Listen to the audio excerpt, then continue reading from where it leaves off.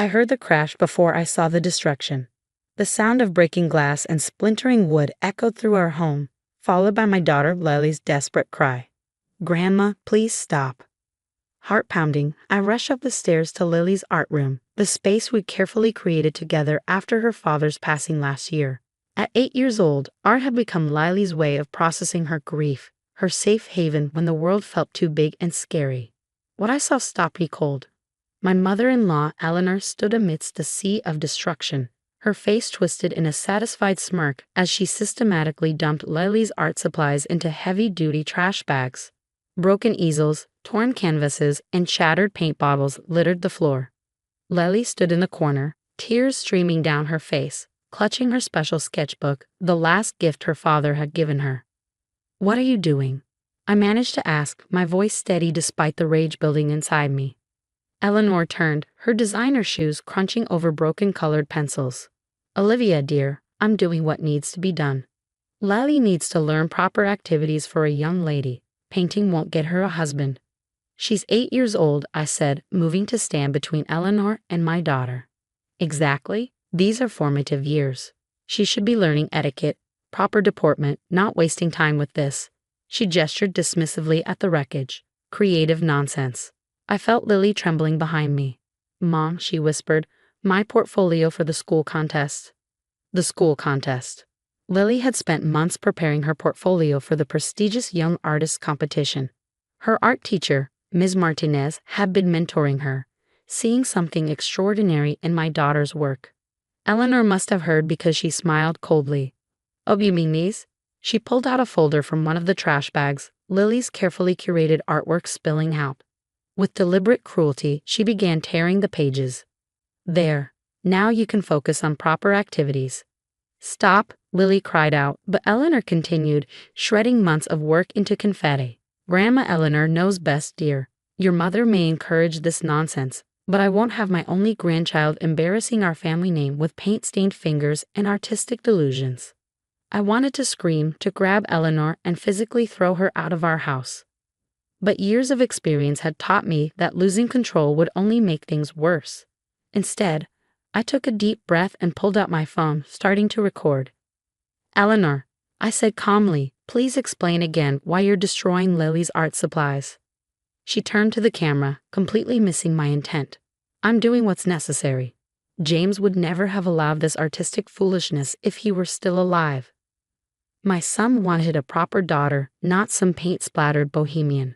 Hearing my late husband's name on her lips made my blood boil. James had been the one who first noticed Lily's talent, who spent weekends teaching her about colors and perspective. He had been so proud of her creativity. "You're wrong," I said quietly. "James loved Lily's art. He'd encouraged it, and you've just destroyed thousands of dollars worth of supplies and irreplaceable artwork." Eleanor laughed dismissively. "Please, this junk didn't cost more than a few hundred at most. Besides, I've already spoken to Margaret at the country club about enrolling Lily in proper activities. Deportment classes, ballet." I held up my hand, stopping her mid-sentence. "Lily, sweetheart, go to my room and get the purple folder from my desk, please." As Lily scurried out, Eleanor narrowed her eyes. "Don't think you can undo this, Olivia. I'm doing what's best for my granddaughter." "No," I replied calmly. "You're doing what you think is best for your image. But you've made a terrible mistake." Lily returned with a folder, and I pulled out several documents. These are receipts for Lily's art supplies. Professional grade materials, some imported specially. The easel you just broke, handcrafted, given to her by James before he died. The paints, from a specialist supplier in France. I held up my phone. "And now I have video evidence of you deliberately destroying them while stating your intent." Eleanor's smug expression faltered slightly. "You wouldn't dare make a fuss. Think of the family name." "The family name?" I laughed softly. "Eleanor, you haven't even noticed what you've really destroyed, have you? Those paintings you just shredded, they weren't just for a school contest." The sound of a car pulling up outside drew our attention. Through the window, I saw Ms. Martinez stepping out, followed by a distinguished-looking woman carrying the camera. "That would be the curator from the National Youth Gallery," I said quietly. "She's here to photograph Lily's work for their upcoming exhibition. The one they selected her for last week. I wonder what she'll think of this scene." For the first time, real fear flickered across Eleanor's face. You're lying. No gallery would. Mom? Lily's voice interrupted, stronger now. Can I show you something? She opened her sketchbook, the one she'd been clutching, and pulled out several papers. Official letterhead bearing the gallery's logo. Eleanor snatched the papers, her face growing paler as she read. The doorbell rang, and I heard our housekeeper letting the visitors in. This isn't over, Eleanor hissed, but her hands were shaking. I smiled, keeping my phone recording. No, Eleanor, this is just the beginning. The shock on Ms. Martinez's face as she surveyed the destruction was nothing compared to the gallery curator's reaction. Diana Wells, one of the most respected names in youth art education, stood in the doorway of Lily's ruined art room, her professional composure cracking. This is, she paused, taking in the shredded artwork scattered across the floor. This is deliberate vandalism. These pieces were already cataloged for the exhibition. Eleanor, who had been inching toward the door, froze. Exhibition? What exhibition? Diana turned to her, eyes sharp. The National Youth Gallery's Rising Stars Showcase. Lily's work was selected as the centerpiece. Her unique perspective on grief and healing through art. She knelt to pick up a torn piece of canvas. Was meant to inspire other children dealing with loss. I watched Eleanor's face as the reality of what she'd done began to sink in. This wasn't just about ruining a child's hobby. She had destroyed artwork already promised to a prestigious national exhibition. There must be some mistake, Eleanor stammered. Lily's just a child. Her scribbles couldn't possibly. Scribbles? Ms. Martinez stepped forward, her tablet in hand. Perhaps you should see what your granddaughter's scribbles look like to experts in the field. She pulled up a series of emails, official letterhead clearly visible. The gallery's board of directors voted unanimously to feature Lily's work. They're offering a full scholarship to their summer art program. Several private collectors have already expressed interest in supporting her future education. Lily, who had been quiet until now, spoke up. Mom, can I show them the blue folder? I nodded, and Lily retrieved another folder from my home office. Inside were more documents, correspondence with art educators, preliminary acceptance letters from prestigious youth programs, and most importantly, a contract. What's that? Eleanor demanded, trying to maintain her authority despite her obvious discomfort. That, I said calmly, is a contract with the Mason Foundation. They've been sponsoring young artists for over 50 years. They saw Lily's portfolio last month and offered to fund her art education through college. The contract includes a clause about preserving her existing work. Eleanor's face went from red to white. You're making this up. James would never have allowed. Actually, I interrupted, pulling out my phone again. James is the one who contacted them first. Before he died, he sent them Lily's early work. Would you like to see his emails? I pulled up the email chain, watching Eleanor's face as she saw her son's name, his passionate words about Lily's talent. The last email he had sent, just days before the accident, was full of pride and excitement about his daughter's future in art. Eleanor's voice faltered. I was only trying to help, to ensure she has a proper future. By destroying her chances at a prestigious art career, Diana asked, her voice cold. Do you have any idea how many doors you might have just closed? The sound of another car pulling up drew our attention. Through the window, I saw a police cruiser parking behind Diana's car. That would be Officer Bennett, I said quietly. I called him while you were busy destroying evidence of your grandson's support for his daughter's talent. Eleanor's composure finally cracked. You wouldn't dare press charges. Think of the scandal. The scandal? I laughed softly. Eleanor, you just destroyed artwork already promised to a national gallery. You vandalized legally protected property. You invalidated contracts. And most importantly, I stepped closer, my voice dropping. You tried to crush an 8-year-old's spirit on the anniversary of her father's death. Officer Bennett appeared in the doorway, taking in the scene. Mrs. Mitchell, I understand you want to file charges for vandalism and destruction of property. Eleanor turned to me, desperation replacing her earlier arrogance. Olivia, please. We can work this out. I'll replace the art supplies. Some things can't be replaced, Lily said suddenly, her voice strong despite her tears. Like Dad's notes in my sketchbooks, his drawings next to mine. Those were our memories. The quiet devastation in my daughter's voice hit harder than any accusation. Eleanor flinched, finally seeming to understand the magnitude of what she had done. "Ma'am," Officer Bennett said, "I need you to come with me. We can take your statement at the station." As Eleanor was led away, Diana turned to Lily. "Your previous work may be destroyed, but your talent isn't. We'll adjust the exhibition, tell this story. Sometimes art is about loss and resilience too." Ms. Martinez nodded, already making notes on her tablet. "The foundation will want to document this. It might actually strengthen their commitment to supporting young artists who face opposition."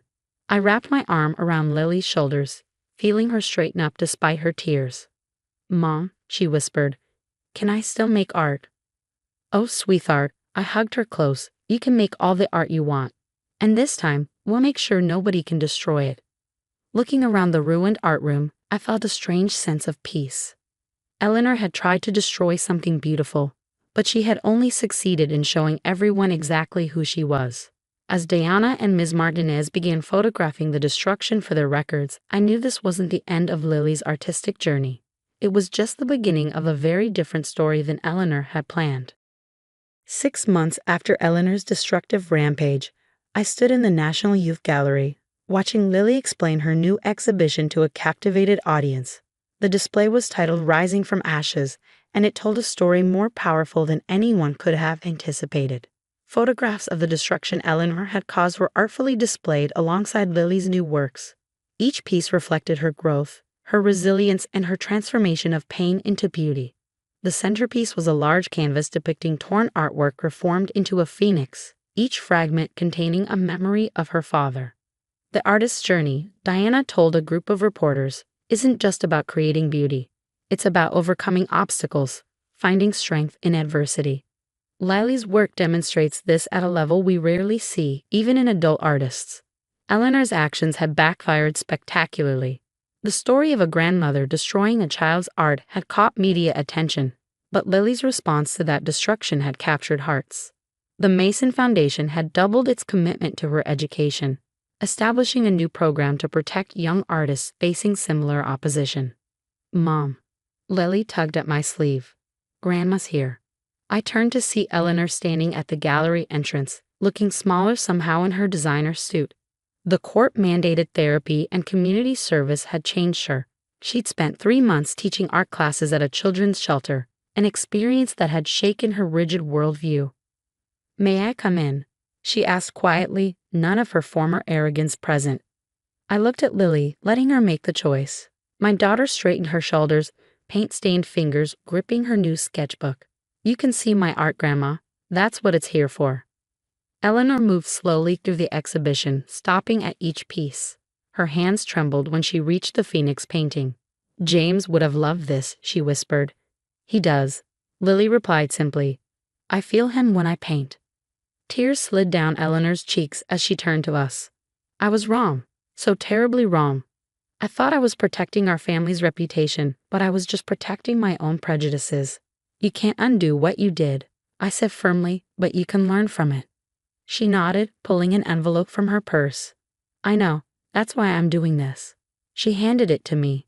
Inside was a legal document transferring a significant portion of her personal wealth to a new foundation, the James Mitchell Fund for Young Artists.